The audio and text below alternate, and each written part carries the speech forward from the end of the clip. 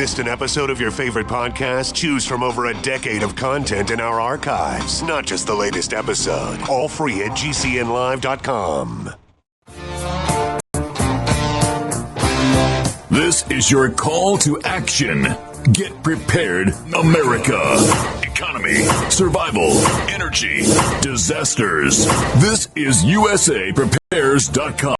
Informative radio, educational radio. Interact now by emailing instructor@usaprepares.com or text at 434-390-7953. Class, please take your seats. Now, your instructor, Vincent Finelli. Everyone all set, cocked, locked. Here we go. Your dial set correctly to USA Prepares. And we're broadcasting 2 hours today from high atop the Missouri Ozark Mountains. Kyle is engineering the broadcast in Minnesota at GCN.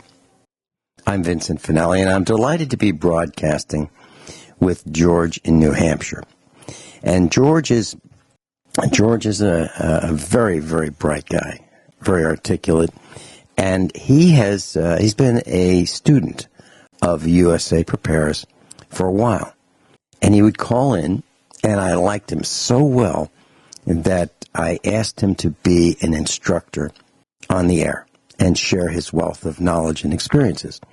So today we're going to do just that. It's going to be a lighthearted show, a lighthearted broadcast, and we're going to talk about experiences that we have each had separate from each other. They might dovetail a little bit, and what you'll hear is what it's like when George and I are on the telephone, not on the air with each other, just chatting as two people on the phone might do.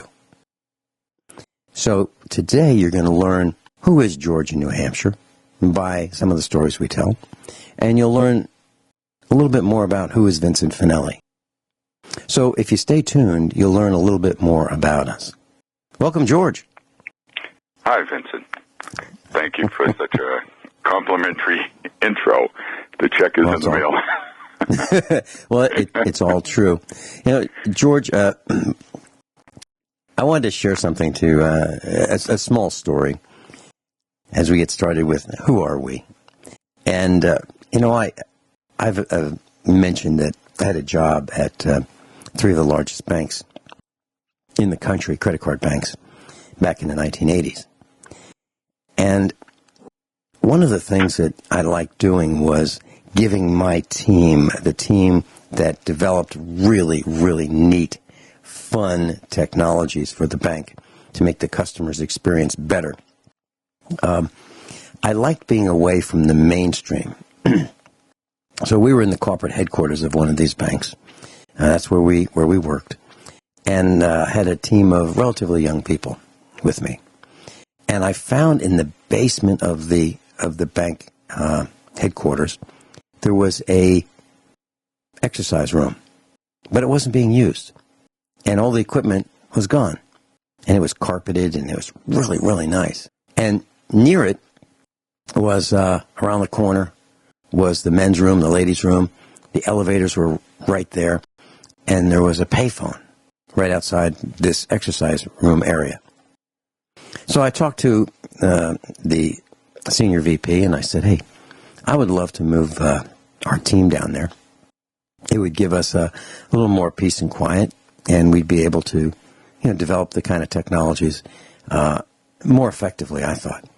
Because I didn't subscribe to the typical office arrangement where each person would have either a cubicle or an office with a closed door. I didn't like that. I wanted a bullpen. I wanted all of our guys and gals to be in a room where they could hear each other, no secrets. And if one person was working on a part of a project that another person needed to know about, and he was on the phone or she was on the phone, they could hear each other, and we didn't have to have a lot of meetings because everybody knew what was going on.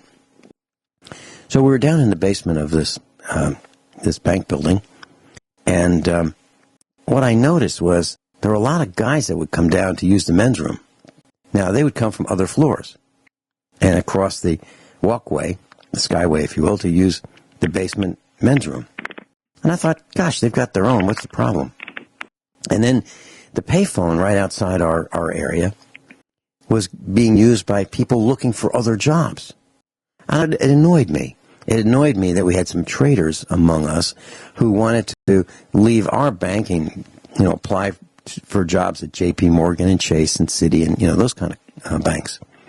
So, being a fan of some practical jokes, I decided that I would kind of embarrass the people applying for jobs and maybe make their row a little tougher to hoe.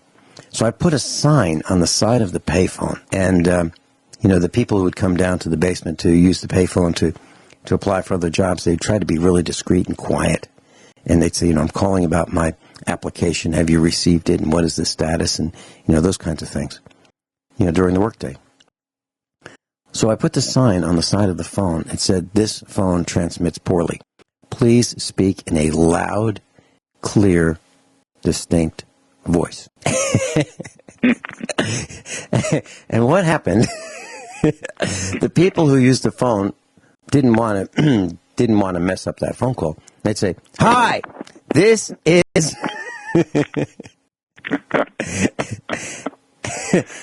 I have a feeling that they sounded quite mentally deficient when they made those calls, and we got to keep some of our top employees. So they were kind of prevented from leaving by their own voices. And the reason that came to my mind is I was looking on the internet, and there is a sign. And this guy, whoever he was really clever. He made this sign, and it says Xerox, and it looks like a Xerox logo. And this sign was obviously in some large corporation where they have a really expensive, large Xerox machine that would copy and staple and collate and do all the things that these expensive machines would do. And so the sign is 8.5 by 11. It's just taped to the wall, and it's obviously just behind. If you were looking at the copy machine, it would be just what you would see first. And it's multicolored. It's red and yellow and green and black.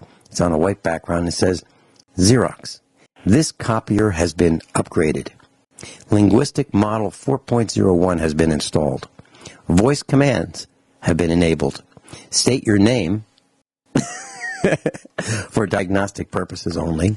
State the desired function keywords. Allowed keywords are copy, collate, staple, etc. And state the number needed. Then say start." And then it says, "This module is in learning mode, and the user may have to repeat the commands until the voice is recognized." Is that brilliant or what? I guess, this was, of course, just a hoax, wasn't it? Oh, yeah, it was just a hoax. Yeah, that's what I thought. But I'm just saying is that, well, like I say, is, hey, it's good for the workplace to have some practical jokes once in a while. Yeah, and I can just see people standing there for the first time saying, "Copy, collate, start." Hey, start. my name is Joe Dokes. Start. Well, I can just see it in the large corporate America work environment. I can see it. And congratulations to that guy who did that. I mean that. So he took my little practical joke to the next level, and I think it's absolutely hysterical and brilliant. So good for him. And there's another one, a guy who lives. I mentioned this before. It's a guy who lives next to the Milwaukee, Wisconsin airport, and he has a city property and a large flat roof, and it's black. And so he painted on his roof a sign. Looks like he used a 12-inch roller with white paint on his black roof. And it says, "Welcome to Cleveland."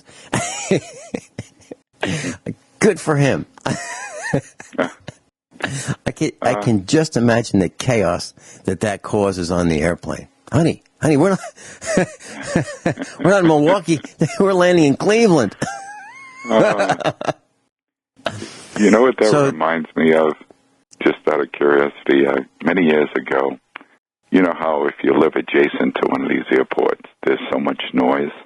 Mm-hmm, and, well, they had this older German gentleman, and the Germans are quite the engineers, and they're quite imaginative, and they can construct things. And he built his own small catapult, and he would load a mix based, I guess, fundamentally on a German dumpling recipe. And what he did was he complained enough times, and he said, basically, that's it. So what he did was he made this gooey concoction, and he'd pick his times, and he'd launch it at one of the planes coming by. Now, I'm not recommending this. Well, they settled with him very quickly, and they rerouted. No, but you have to give it to it the ingenuity of those old timers. You know what I mean? They had a problem, they studied it, and they solved it. You know. Remember when soda cans and beer cans were made out of steel? Remember that?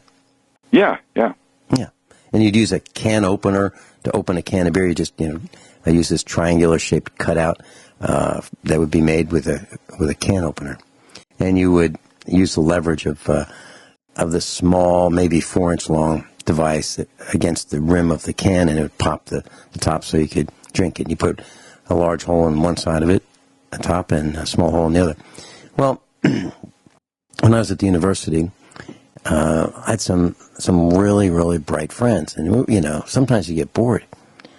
Well, we in the same line of thinking as the story you just told, we decided to make a cannon out of soda cans and beer cans. And by the way, the drinking age where I was 18, so it wasn't like we were doing anything illegal. But I'm not sure that would matter anyway. But anyway, we would cut out the tops and the bottoms of, let's say, 6 cans. So they would be just cylinders. Except for the last can. We would leave the bottom in, but we'd cut out the top.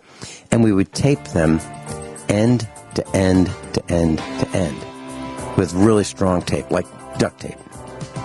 And we'd punch a little tiny hole in the bottom of the last can, kind of near the back of the can or the bottom of the can. I'll tell you what we did with that when we come back. George and I are talking about just stories that things that we've experienced. Did our announcer say instruction that matters? Well, George, so these cans were taped end to end to end, and the last one had the bottom still in it. And we would take a petroleum distillate, a highly volatile one, just a couple drops, literally a couple drops, and put it in the can and shake the can back and forth and volatilize that petroleum distillate. Then drop a tennis ball in there, and then with a match, that darn thing would launch, I don't know, a couple 100 feet. And so we had a lot of fun with that. We were learning about physics, and we were learning about trajectories, and and we were just having a lot of fun with this toy that we made. And that's what happens when students have more time on their hands than they should. Now, I'm not advocating that anyone do this. It's darn dangerous because, the wrong distillate, the wrong amount, those cans could split wide open, and you could really, really hurt yourself. So just use this as a lesson that, it happened. Should it happen again? No. Okay? And if you tried it today with the newly improved lightweight cans, you might lose pieces of your body. So don't do it. Yep. So it can't be done today with current manufacturing techniques of soda cans. It absolutely cannot be done. Now, there are other things you can do with soda cans that are pretty cool. You can make an air-to-air heat exchanger and heat your house with it by taking soda cans and punching out the bottoms of them and stacking them one on top of another, and have rows of, let's say, 8 or 10 of them, paint them black, put them behind a glass frame, aim it at the sun, and the solar rays will heat up the black aluminum soda cans and give off heat. You can have an air vent at the bottom of this. I'll say it's a 4-foot by 8-foot frame, maybe 4 inches deep, and an air hole maybe 4 inches at the top, and you can have heat. You can produce heat just with this, and maybe through, I guess, right? Just as heat rises, yeah, and it absolutely works. So it's a really good use for aluminum soda cans, because aluminum conducts heat and cold very, very well. So that's just a thought. Go ahead, George. Do you mind, Vincent, if I have a joke that I get a lot of mileage on St. Patrick's Day, but it also has a connotation that you'll see at the end with this season we're in. Do you mind?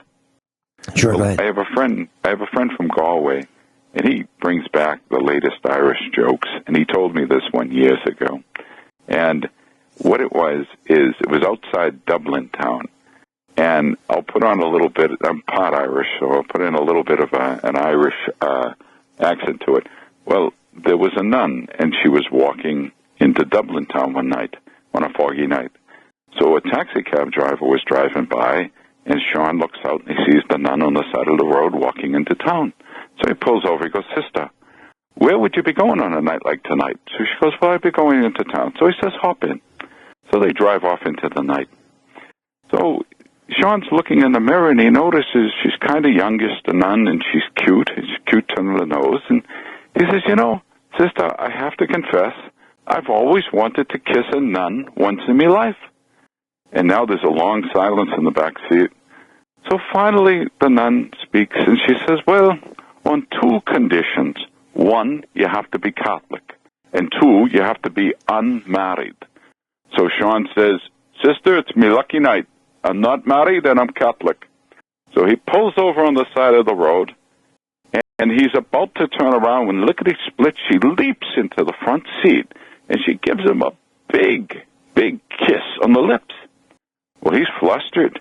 So she adjusts her habits and calmly gets back in the back seat, and he composes himself, and he drives back off into the night. Well, after a few minutes, Sean's got a kind of sheepish look on his face, and he says, "Sister, I have a confession to make. I lied. I'm not Catholic, and I'm married."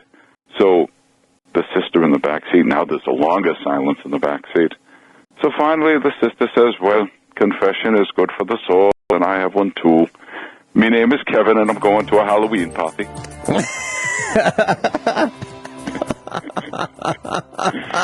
I do get a lot of mileage out of that. It sounds like in today's environment that might be absolutely a true story. Yeah. When we come back, I'll tell you a story about my dad and me in the Catholic Church. We'll be right back. Pastor George is with us. George is in New Hampshire. George, I think by the time we're done with today's broadcast, the three students that we have will have jumped ship. Well, we've eliminated all the sponsors just about. So thanks to Miles, I'm glad I played my butt. I don't want to be called a slacker, that's for sure. My mom and dad, when we were in Virginia, my mom and dad lived right next door. So the fence that divided their farm from ours to keep the cows from going from one farm to the next, that fence was the property line. And so I spent a lot of time with my mom and dad, and we would go to church together. So our family and my mom and dad, we'd all get in a vehicle, and we'd drive to, the 15 miles or so to the next town where there was a Catholic church. And I'm talking about in the 90s. And the Catholic church was a small Catholic church in rural Virginia. There weren't a lot of Catholics, but there were, the number of parishioners was increasing. So there was a mass at 9 o'clock on Sunday, and there was another mass at 11 o'clock on Sunday. And the priest was saying, it's really packed in here, and so we're going to have to talk about expanding the church. We're going to have to, maybe add on. Now, this was a stone church, and it was really, really well built, really thick walls, maybe 18 inches thick. all stone, and this was going to be an expensive proposition to make the expansion match the existing church, because the church was old. And so a group or a committee was formed to kind of assist with this, to the expansion committee. And they wanted donations from the parishioners, and they weren't little donations. They would start at like $500. Now, this is in addition to whatever you would normally contribute to Mass, your donation at Mass. This would be, in addition to that. So they were looking for $500 as a minimum. $5,000 would be, more desirable. And so we kept getting calls at our house. And my name was exactly the same as my dad's name. And I would say things like, I'm really glad you called, but I think you're looking for my dad. And so they would then call my dad. And then he'd call me back. For weeks they would call me back. And nothing was working. I'd say, okay, well, why don't you send me, I haven't seen any of this information, so why don't you send me this little packet and I'll take a look at it. I'm trying to get out of the $5,000, right? Because I'm thinking, there's an easy way to fix this. We just add one more Mass on Sunday. So instead of a 9 o'clock Mass and 11 o'clock Mass, we just add one more. And that's going to fix the entire problem. Makes sense. Sure. But they didn't want to do that. What the church wanted to do was have a bigger church. So kind of like what school superintendents do. They want to build new buildings. Well, I was getting nowhere trying to avoid paying the $500 or whatever it might have been, $5,000. I wasn't going to do it because to me it was not necessary. Okay, so finally, a call came in, and I can't run from these calls anymore. They just keep coming and coming and coming, and I know the guy who's calling me. He's just he's a parishioner in the church, and so I said, well, I guess you didn't know. I guess you haven't heard. We've converted. We're now Buddhists. Oh, God. Do you know that worked?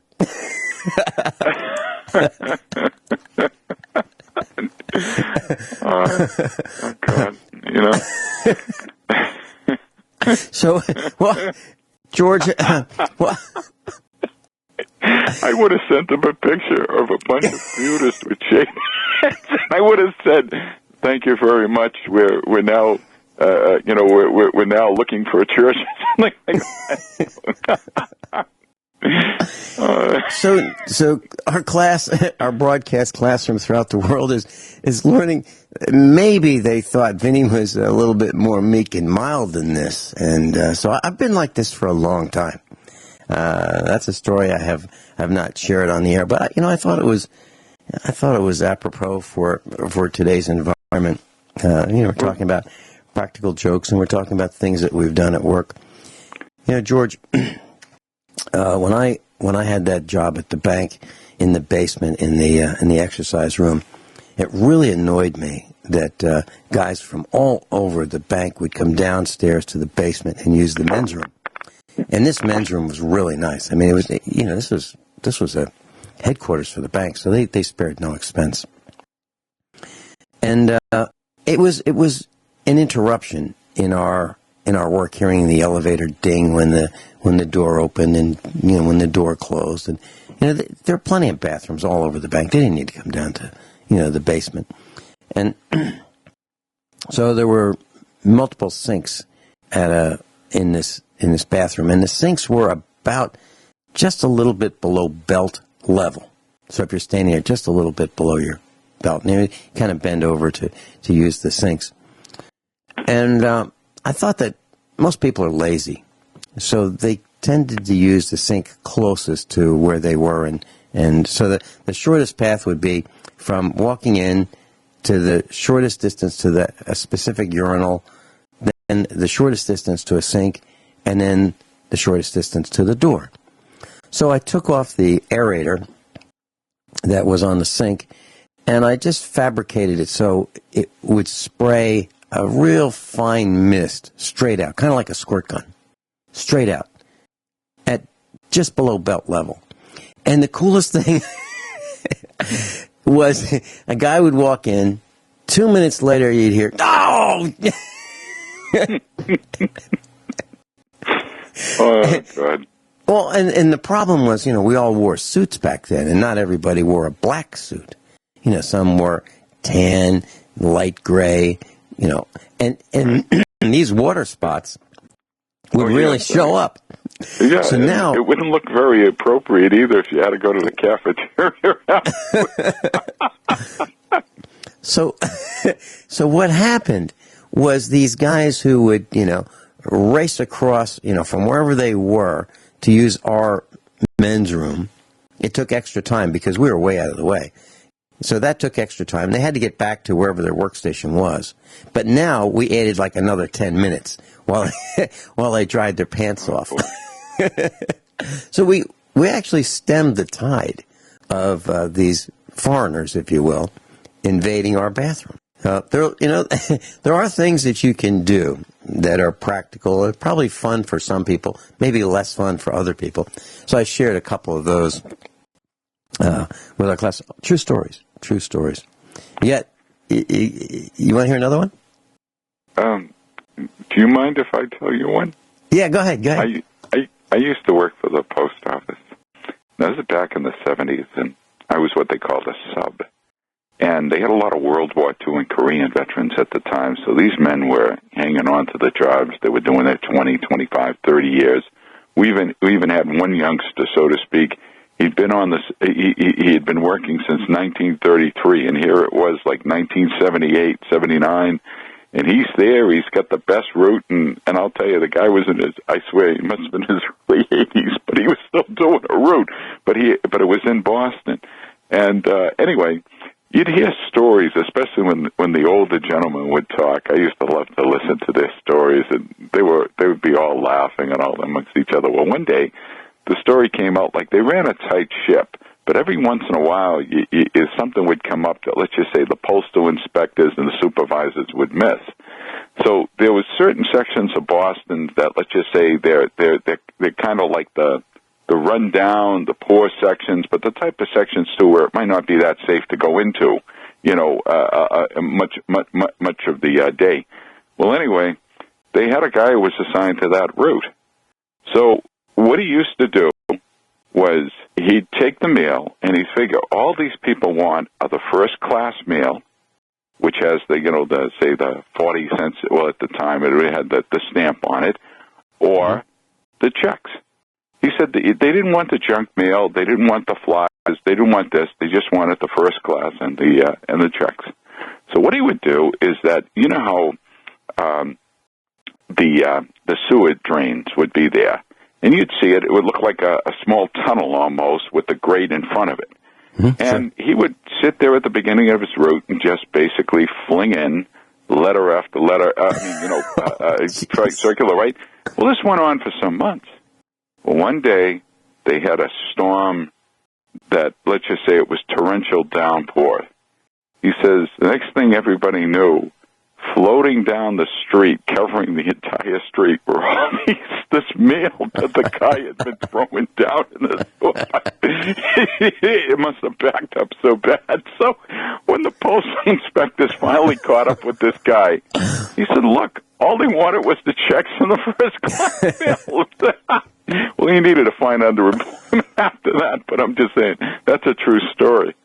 That's a great story. And, we have heard stories about post office employees throwing out the mail. And, that's a great story. So I was, in the 1990s, early 1990s, I was teaching high school students advanced computer technology. And one of the things that we did was we built computers.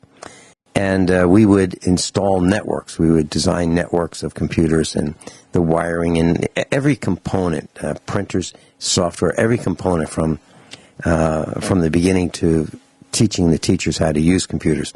So we did that, and my classroom did. And at one time I had 60 students, but I was able to whittle that down to about 15 students. And we sold a network to another school district on the other side of Virginia. So it was a couple-hour drive. And so we got the school systems, the district's vans, and I took my students on a field trip to install these computers. And as a treat, I took them to Fuddruckers, which is a hamburger joint. Have you heard of Fuddruckers? Yeah, no, I have. Yeah, okay.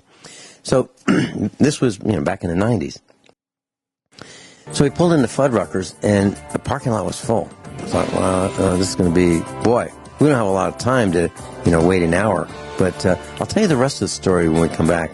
True story coming up about my class, Fuddruckers, and what I did. George is with us in New Hampshire. We're telling stories. George in New Hampshire and I are ending our broadcast careers here this morning. And so I was telling a story about Fuddruckers, and my students who were on a field trip to install computers. But first I need to preface this with a little more information. Back in the 1980s, I learned about a management style that General Electric used, and it's called MBWA. MBWA. 4 letters. And it stands for managing by walking around. Managing by walking around. And so what the boss would do in the General Electric management style, and the little people didn't know this, the boss would go out onto the floor where the little people were doing their jobs, whether it be a factory or an office setting, and he'd take out a pad and a pen. And he'd kind of stand in one place, kind of in the middle, and he'd look to the left, and he'd write down romaine lettuce. And he'd look a little bit to the right, and he'd write apples. And he'd look a little to the right some more, and he'd say olive oil, potatoes. So he's making a list, because he remembered his wife called him and said, don't forget, on the way home, get these things. So he's writing this list. But now the little people are looking at the boss, who's got a real stern, serious look on his face. He's got the pad, and he's writing down, he's looking at them. And they're saying, he knows. He knows. He knows that I messed up. I'm going to get fired today. So the little people know of all their little mistakes. They see the boss writing things down, stern look on his face, and then the boss leaves. So that's MBWA, and it really straightens up, any slackers that might be in the area. They see this and they think, oh, I'm next. I'm going to get fired next. Okay, now keep that in mind. So we're in Fuddruckers, and the line is really long. It's snaking around, and I'm thinking, it's going to be an hour before we get served. I can't spend this time because I've got to get these students back so they can get back on the bus and go home. Back at the school after our day's adventure installing these computers. I've got to get them home. So I had a deadline. So my uniform was always the same, and it still is the same. It hasn't changed. It's a long-sleeved, typically white shirt, broadcloth, ironed, with a tie. And back then it was khaki slacks. And if it was the winter, it would be a World War II style brown leather bomber jacket. In the summer, it would be no bomber jacket. So that was my uniform. Long sleeve white shirt, khaki slacks, and a tie. So we're in there, and my students are with me, and the line is really long, and we're at the end of the line. So I said to one of my students, can you go back to the van and get my clipboard? And this was like a clipboard that would hold 8.5 by 11 paper. So he got my clipboard, and I kind of wandered toward the front of the line. I brought one of my students with me, actually a couple of them. I said, come with me. And be serious. No joking. You got to look real serious. So I said, and we're standing near the front of the line, but out of the way, but where the employees could hear us, the people behind the counter. And there was a gal taking pre-orders, from this long line. And I said to one of my students, now listen, don't say anything about us being from corporate headquarters. And don't say anything about, us timing, how long this line is, okay? Don't say anything. And so it was okay. So we got back in line. And do you know, they called us right away? Just because they had this little seed planted that we were from Fuddruckers corporate headquarters, and we were going to report on how well we were served. And then we got the best service there that day. So that was just one more little ruse that we pulled, and the students had some fun with that. So they learned a story. I'm sorry. Yeah. Go ahead. No, I have a story. I worked as a bricklayer's assistant when I was right out of high school. And I think it's kind of in the blood vein, you know what I mean? You look at all those Roman aqueducts and the buildings that are the roads that are still in use. You know, it's kind of in the blood building that. My father used to joke when he first married my mother. You know, she was Italian. She's Italian, and it's like your mom. And it was like the toaster broke down, and my mother fixed it. My father always laughed. He goes, "It's the blood," you know. But I got a story along a restaurant line that I think you'll get a kick out of. All right, when we come back, George in New Hampshire is with us. This is USA Prepares. Kind of a light day today. We're seeing if we can get fired from our broadcasting careers by telling true stories. We'll be right back. We haven't done this class before, and we're just having a little bit of fun here at USA Prepares. Light day. George and I are just telling stories, true stories, and we're going to tell some more. George, during the last hour, you were telling us the beginning of a story. Please continue. Yeah, I work with an old-time Italian stonemason, and for a while, and I liked him. Nice man. His name was Dominic. And I remember he told me this story. He says he was traveling down towards New Jersey. He was on the road, and he said he decided he wanted to stop at a nice Italian restaurant many years ago. So he saw one on the side of the road. He pulled over. Well, he went in. He says as soon as they sat him down, they couldn't do enough for him. He says they lit his cigar. They brought him whatever he wanted. He goes, nothing. He goes, he couldn't believe the service. He just could not believe the service. So at the end of the meal, you know, as he's getting up to pay, you know, he goes up and he says to the girl at the head desk, he says, you know, I just want to say, he goes, this has been the most pleasurable experience of my life in a restaurant. I really, really want to thank you for it. He goes, I really felt you treated me like I was very special. And, well, the girl looked at him quizzically and said, well, Mr. So-and-so. She said another name. She goes, well, after all, you own this restaurant and a chain of restaurants, you know, in New Jersey. And she pointed to a photograph on the wall. And he said he looked at the photograph. It was the split image. If he was an identical twin, that was it.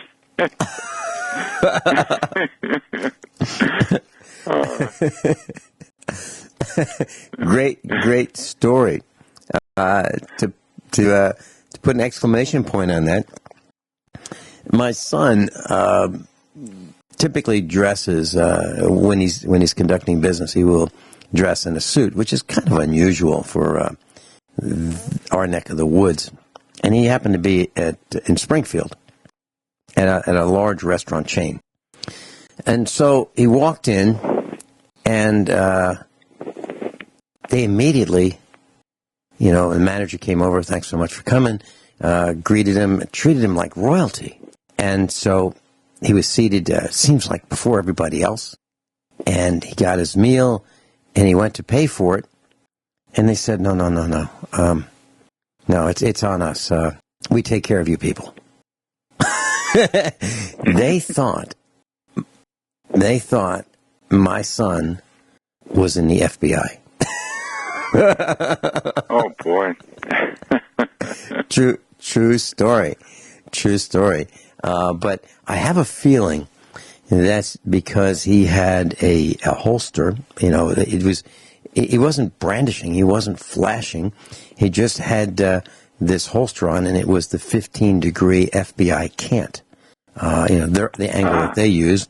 And it was, you know, he had his suit, and he had his holster, and he had his 1911 on the side. And it was, you know, in good condition. He didn't look sloppy. He looked neat and trim, and, you know, haircut, and, you know, all the things that you would expect a member of one of those agencies to look like if they weren't undercover. Okay? That's what he looked like. And so he didn't understand what was going on, but they did very much the same thing. Bought him his meal and so forth. But true story. I have an antidote along the FBI that I think you'd like, if you don't mind my saying it. Yeah, go ahead. Okay. Well, you know G. Gordon Liddy, right? Oh, sure. He's the guy that said, well, if you're on an airplane make sure you bring sharp pencils with you in case you have to stab somebody through the neck. Yeah, that's the guy. He's a bit of a practical joker, too, though. He's a tough man, but he's a funny man. He's actually, I'd say, a rather sensitive man. His mother's Italian, his father, I don't know. But I'm just saying, again, you get that strain. I can't help it. Forgive me for getting into that bloodline. But he had this anecdote one time. He goes, now, when he joined the agency, he said that every agent had to have a personal interview with the head man, J. Edgar Hoover. And so he was ushered into the office, ushered into the inner office. There's J. Edgar Hoover across the desk. Well, for some reason or other, I don't know how it came up or whether something had happened that day. He says J. Edgar Hoover was in a particularly foul mood that day. And he said most of the interview consisted of a rant by J. Edgar Hoover about Eleanor Roosevelt, who he could not abide.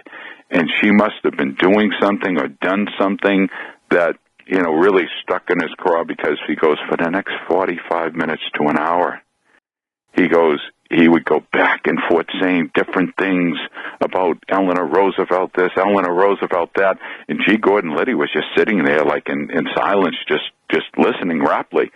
So he goes, when he gets out of the interview, he goes outside. He goes, well, the FBI agents in the office there can't believe J. Edgar Hoover spent that much time with a novice FBI agent. And they said, wow. He goes, usually he has him in there for less than 5 minutes, 10 maximum. He goes, what did you say? What did you say to him that really got his attention and everything else?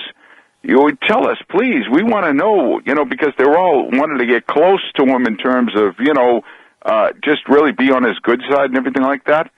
So he says, well, I'll tell you, I guess one of his favorite subjects is Eleanor Roosevelt. Or the way he put it in such a way, in other words, well, you should talk to him about Eleanor Roosevelt. He really likes her, or something like that. He walks right out of the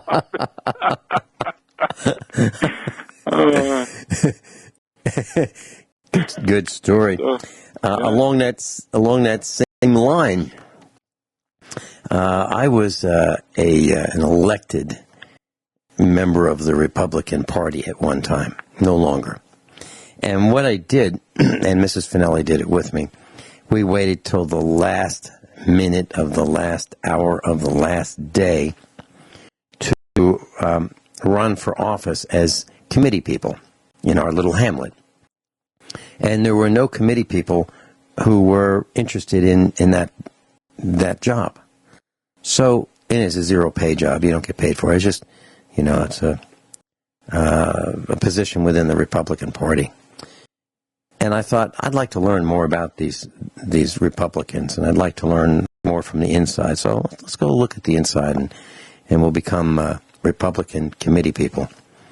So because we were unopposed, we were selected. And so put that aside. Now, I have a friend who is a staunch Democrat in our neck of the woods, and he is really, really big in the Democrat Party. And he owns a restaurant, and he decided that he was going to have his meeting at the restaurant with the Democrats. And for some reason, he liked me. And he said, hey, Vinny, we've got this meeting coming up. We've got this guy, he's running for political office. He's real big. If you can, you need to come to this meeting. I said, okay. It's going to be tough. It's going to be tough because I'm broadcasting in Springfield, and it's going to take about an hour to get there. And I'll do my very best to be there. Well, when I broadcast, I wear my uniform. Typically a blazer, solid color blazer, white shirt, tie, khaki slacks, that kind of a thing. And so I raced from the broadcast in Springfield, Missouri to his restaurant. I got there just a couple minutes later than I wanted to be there. There were already people in the restaurant. And this was a private meeting, so the restaurant was closed to everybody. But there were a whole bunch of people there. And when I walked in, I was looking forward to meeting the featured speaker, whoever he was. He was running for office. And so it was a big deal. Well, what happened next was they ran around these, they rearranged the table so they're in a great big square so everybody could see everybody. And most people had ordered before me because I got there after they got there. And I gave my request for dinner, and it was a Dutch treat kind of a thing. And I was really shocked that my meal came out darn close to first. But I hadn't been the first to order. I thought, that's kind of strange. So I said to the waitress, what happened? Why are you serving me before other people who ordered before me? And she said, well, you're the featured speaker. So another case of mistaken identity. They thought that I was this Democrat who was going to be speaking to the group. And they wanted to serve me first so that I could eat and be done, and everybody else could finish eating, while I was speaking. And I thought, this is a great opportunity. Do I want to do this? And I could have gotten up and said, you know what? Our party's in shambles. We need to stop lying and cheating and obfuscating. We need to be more like the Republicans. But I didn't do it. And I kind of regret not doing that, because that would have been one of those fun things that you could remember doing. That would be really, really kind of fun. Right. But I didn't do that. Just, another story of mistaken identity.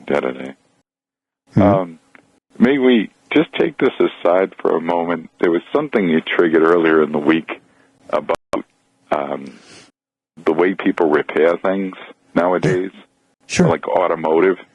Well, yeah. I'll tell you, I went into one place that, let's just say it's synonymous with being a dignitary of some importance.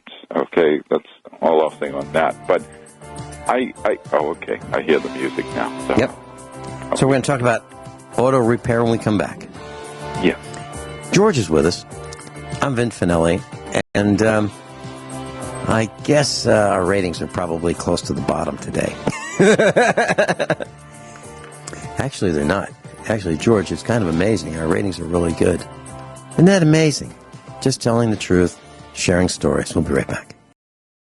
George became an instructor at USA Preparedness because he called in and he shared information with us. He's got a wealth of information, lots of experience, and he would call in and ask questions and share information, and I invited him to become an instructor. And that can happen with you as well. So if you have information that you'd like to share, and it's real and it's true and you're honest, you may be able to join the faculty as well. Now, please don't think you're going to get paid, because nobody gets paid around here, not even me. So just a thought. George, please continue. You're telling us a story. Yeah, you and I both know increasingly that it seems as though there seems to be a lack of fundamental understanding or even common sense. And also there seems to be a lack in honorableness and honesty in many instances now, where the dollar comes before all else, even personal safety of the people that you may be doing business with or whatnot. In other words, if somebody can sell you an inferior product, even a defective product, and make a buck out of it, in other words, the bottom line is what counts in many quarters these days. I mean, it was like that many years ago, too, but I think they were held back with a little fear of divine retribution, so to speak. Not always. Anyway, I had a friend who had a tow yard. My family had been doing business with him many, many years down in Massachusetts. So I pulled in. I was looking for some tires for my car. And, he had a beautiful set of tires, all matched, good name. So I took him back with me, and I'm not blaming him, because he'll tow cars sometimes. He'll get cars that come in. He'll strip it for certain parts, tires, whatnot, and he sells a little cottage industry on the side.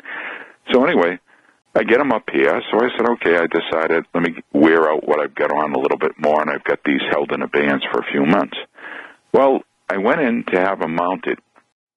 The first place told me, and they're pretty honest, but they told me, they said, look, we don't know, but these look like they might be slightly oversized. We're not sure.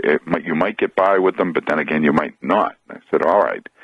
So not to be undaunted, I went on and I went to this other place that's a chain, and all the old crew that I knew there is gone.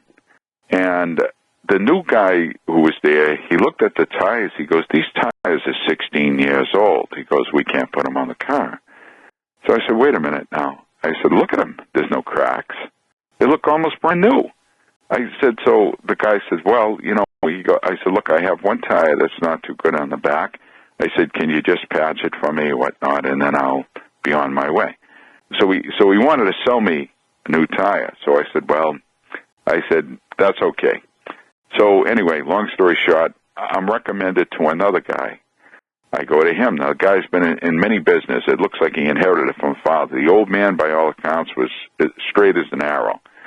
Well, he puts the tires on, but you know how tires can get what they call flat spotted? Oh, sure.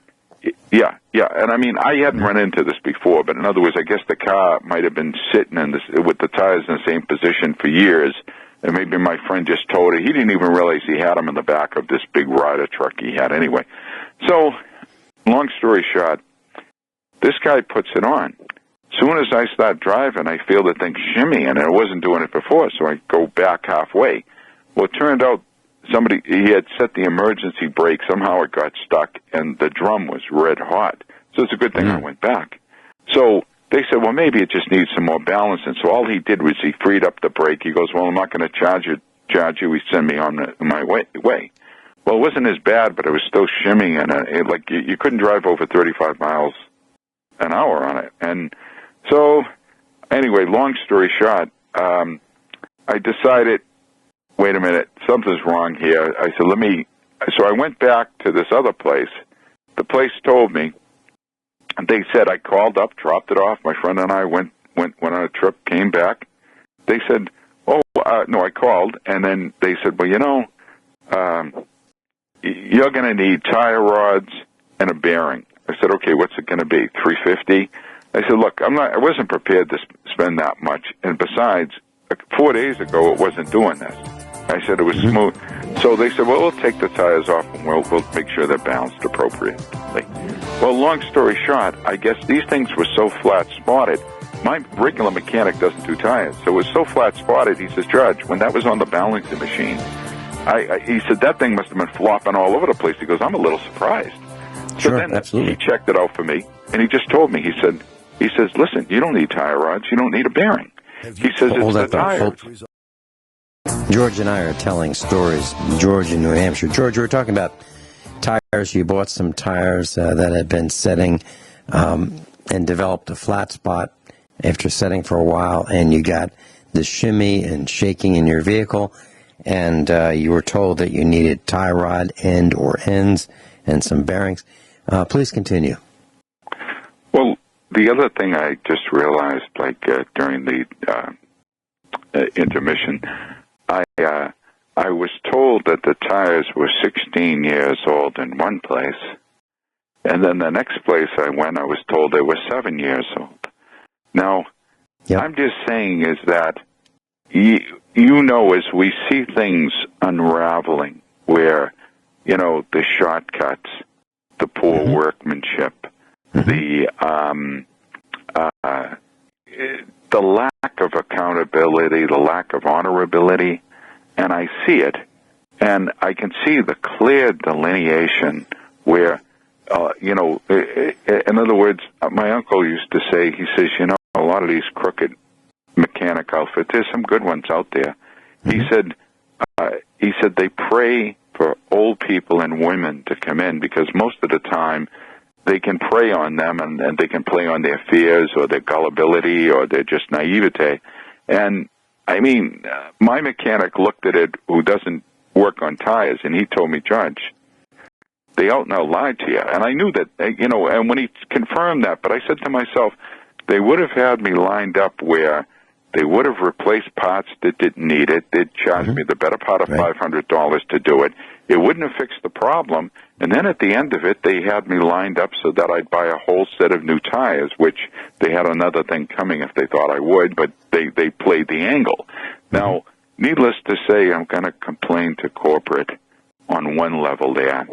But on the other one, the other individual, I was recommended by a mutual friend, and he burnt out a connection before it really even had a time to set. And like I say, you avoid a lot of that, Vinny, because I know you do much, if not most, of your own work. Right, we do. Okay, let me add an exclamation point to what you just said. So one of our instructors and friends lives in the Springfield Village. And he called me up and he said, hey, I just want to run something by you. He said his wife was traveling with their SUV. It's an American-made SUV. And there was a small puddle, very small leak, looked like oil underneath where the engine is on this SUV. So she took it to the dealership, and the dealership said, oh, this is pretty serious. This is a serious leak. And I'm paraphrasing. What you've got is a defective hydro boost. HYDRO space BOOST. What this is, it's a device developed, I believe, by Bendix Corporation, and it replaces the vacuum diaphragm assembly that would add power to the conventional braking system. So we used to have hydraulic brakes, and you have this large, round device that's right against the firewall, right next to the master cylinder. Master cylinder, right. Yeah. And that was a vacuum-operated device, and it was the brake booster. Well, the Hydro Boost goes right there, and it replaces that. So if you don't have room for this big can for the vacuum one, you can run one of these Hydro Boosts off the power steering pump. So you use the hydraulic pressure from the power steering pump to run the power steering as well as the power brakes. Well, there's a little seep, and it's really common for General Motors vehicles to have a leak over time. So you have 100+ thousand miles on the vehicle, which is really nothing today. They tend to develop this leak. And so his wife brought the vehicle to the dealer. They said, wow, it's pretty serious, this leak, and it's $1,300. But the good news is we can do it today. So he called me and he said, what do you think? And I said, hold on. I've never had a problem with one. Let me look it up. So I looked it up while I was on the phone. I said, I found the part on the internet for $7.99 to rebuild it. It looks like it's going to take 45 minutes to take it apart and rebuild it. But, if we do it, it'll probably take a couple hours. So, tell you what, how about this? Here's an option. There's 3 options. One, you can have it fixed at the dealership and be done with it today for $1,300. We can buy a rebuilt unit, and it's about between $200 and $300, depending on which model you have, and I can't tell which one yours is. There's a rod that is one of 2 different lengths, and depending on that rod length, when we take it out, we'll know. It's either $2 or $300, rough numbers. Actually, probably more like in the 100, maybe 150 to 250.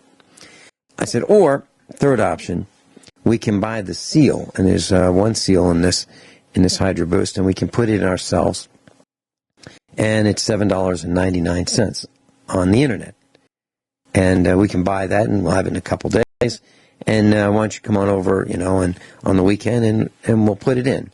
Now, I don't want you to think we've done it before, but I know that you and I can do this. It'll be fun. And so he said, I'll call you back. Call me back, and he said, I like that $7.99 option. I said, okay, I'll order it for you. So I ordered the part. He came by, and we worked on it. And we had a really tough time putting that seal in, because the seal was old stock from eBay, and it shrunk. It shrunk, I don't know, maybe 30 thousandths of an inch, and we could not get it in without damaging it. Ultimately, we damaged it. So we went to the local auto parts store, and for the $250 neighborhood, we got a rebuilt unit, and it didn't work right, and it was defective. So we said, tell you what, why don't you leave the vehicle? We'll see if we can get one locally and in Springfield. We'll go out there and pick one up, and we'll rebuild it, and we'll put it back in. So we did that, and it was a little more expensive. It might have been $12 or $13. We put the part in. It was not new old stock, and it worked great. So the point is, for 1% of what the dealer wanted $1,300. We spent $13 for the seal. We fixed it. Now, I said to my friend / instructor when he was on the phone the first time, I said, why don't you, when you call the dealer, ask them specifically what they would replace and what the part number is. And the gal who was at the service counter at this dealership told him, I don't have the part number. I don't know what it is. I can't tell you. Which is absolute nonsense. Because if she says, yeah, this is a real serious thing, you've got this leak in the Hydro Boost, she absolutely knows what the part number is. And for her to come up with a $1,300 repair, of which half of it was labor, she had to know what the part was. She'd have a hard time justifying it when it was cross-referenced. That's exactly right. That's exactly right. Like I say, Vincent, it's like I heard with the flat spots, I did a little research that if you put about 150 miles on the car, I notice it seems to be slowly smoothing out. So I'm going to take my chances as it is. I don't go too far. So in other words, but it looks like this might have a little pot of gold at the end of the rainbow, so to speak. But my God, I'll tell you, I mean, they can't read a tire sidewall for the age. They can't see an obvious defect. They lie to make money, and then they're going to be written off the list. And also, this story will be circulated among my friends and family. And let's just say, instead of just doing the right thing, they would have had a customer that would have continued to come back, and word of mouth, especially in a small town, goes a very long way. Yeah, and they say something like this. These are rough numbers, but if you have a good experience, you might tell one person or two. If you have a bad experience, you're probably going to tell 11. And it's absolutely true. So what'd you guys do for dinner? Oh, we went to the ABC restaurant. Really? How was it? It was terrible. Really? What happened? And then that person will say to their friends, well, hey, listen, I just talked to Vinny, and he said, well, it's a terrible place. Here's what he said. And then that story, gets legs, and it travels. So I don't know why people can't just tell the truth and do the right thing. But, I said to our instructor, I said, by the way, is that dealership next to the Mercedes dealership in Springfield? He said, as a matter of fact, it is. And so I don't go to the Mercedes dealership for anything, and here's why. Because one day, we have several old Mercedes. I mean, old. And one of them had a hydraulic leak. And what happened with this hydraulic leak was the shock absorbers on all four corners of this particular Mercedes run on a hydraulic pump. So it tries to figure out how to level out the car. So if the right front corner is low, no problem, it'll pump up some hydraulic fluid and jack up the right front corner, make the car level for the pleasure of the passengers. Yeah. Okay? Yeah. All right. Well, it failed, and the nose of the car went really, really low. It was not drivable. So that's okay. I have a tow dolly. Why do I have a tow dolly? Because I need one, because our cars break down a lot. And so a tow dolly is, you drive the vehicle front or rear wheels, depending on what the vehicle is, on this tow dolly. Tow dolly has two wheels. You strap down the wheels with these nylon straps. It hooks up to a trailer hitch, and you can pull the vehicle. So I called the Mercedes dealer in Springfield, and I said, okay, I've got this particular make and model, and I'm having a lot of trouble figuring out how to lock the steering wheel. I can't lock the steering wheel. Normally, when you take the key out of the ignition, the steering wheel locks right there. So what you'd want to do with a tow dolly is have the front wheels facing absolutely straight ahead. Take the key out of the ignition and the steering wheel will lock. Then you can drive away with the vehicle strapped on the tow dolly. Well, I couldn't get a straight answer as to how to lock the front wheels in the straight ahead position from the service manager. Kept giving me the runaround. I was standing in the mud and the rain trying to get this done on our dirt road, and I was really wrestling with this, and I couldn't get a straight answer. And what I'm telling you is the guy didn't know. He didn't know, and he was not willing to ask the service manager. That would have been the most appropriate thing. Class, George and I have been telling stories for almost 2 hours today, and it's been a lot of fun. George, you mentioned tire date codes, and I'd like to share this with our class. There are 4 digits on the sidewall of the tire. There are DOT codes, and DOT stands for Department of Transportation.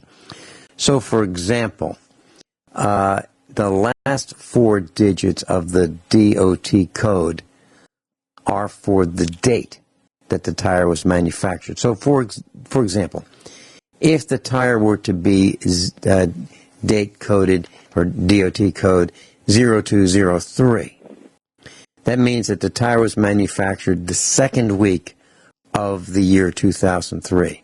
So 0203. 02 means the second week, and 03 means the year 2003. Now, the problem is that tires manufactured prior to the year 2000 were 3-digit date coded. And it's hard to tell what year you're talking about or what decade you're talking about. So one that ends in the number 9 could be 99 or 89 or 79, So that may be part of the reason for the confusion. It also may be that the people reading the date code didn't understand exactly how the date code works. But class, you can look it up on the internet. You can just look up tire date code, and it'll tell you that. Do you mind my asking you, Vincent? Sorry to interrupt you. I'll just say, sure. How much more time do we have for the broadcast, roughly? About 3 minutes. 3 minutes, okay. Mm-hmm. Got a story? No, I was curious. Okay, thank you. Yeah. So, no. Go ahead. I've got a story, but I'm really reluctant to tell it. Well, I'll tell it. So, in the 1980s, Mrs. Finelli and I moved to California to start a company manufacturing satellite communications receivers. And we would work day and night, 7 days a week. It didn't matter whether it was a weekend or not. We worked. And we were building our company and designing this technology. And so one Sunday night, we came back late from work. And we were living in an apartment at the time because we didn't know if we were going to like California. And we didn't know where we were going to, if we were going to buy a house, where it would be. And we had sticker shock because houses were really expensive there compared to the East Coast. So anyway, I couldn't find a parking space, and I parked in the back by the dumpsters and walked to our apartment. Next morning, going into work, my car was gone. So I went to the front office, and they said, yeah, we heard something about the car being towed. Maybe that was it. So I got the number of the towing company, and I called them up, and they said, yeah, it's in, and I'm paraphrasing, it's in East San Jose. So, okay, so I went there, and it wasn't there. They said, well, it's probably in West San Jose. So I went there. Now, this is cross-town rush hour traffic. It took a long time to get there. South San Jose. So I finally... And this guy that I kept calling, where's my car? I called him and I said, all right, I've been to 3 of your locations. I don't have my car. Now, I just want you to know I know where you are. And if you don't tell me where my car is right now, I'm going to drive the car I'm in right through your front window. And he was kind of taken aback by this. This is back in the 1980s when you could do things like that without being arrested. So, or at least say things like that. And he said, I don't know. The boss knows. And I said, well, ask the boss. He said, well, he's not here. I said, well, do you have a way of contacting him? He said, no. I said, well, if your building were on fire right now, would you be able to contact him? He said, yeah. I said, okay, well, I'm going to call you back in 2 minutes, and I need to know where my car is, or I'm coming. And finally, he said, call me back, and he told me where it was. And I went there, and there was my car. The boss was there, and it was in a concertina wire chain link fence. And the boss said $60 cash. And I didn't have cash. I did that much. So I said to him, okay, well, let me go in my car and get my briefcase. Went to my car, got my briefcase, and I opened it right in front of him. And there was a Browning semi-automatic pistol. I said, now who do you want me to make this check out to? It happened to be pistol. Movie, though. It happened to be pistol. That in a movie later in the 90s, around that time. I'll Be Back. Yeah, true story. True story. It happened to be pistol competition night at my wife's company where they had an indoor range, and I just happened to have that Browning. Extending it, so you had to pay storage fees. Yeah. Hey, George, have a great weekend. Thanks so much for being with us. Okay, you too, buddy. All right. See you. Bye-bye.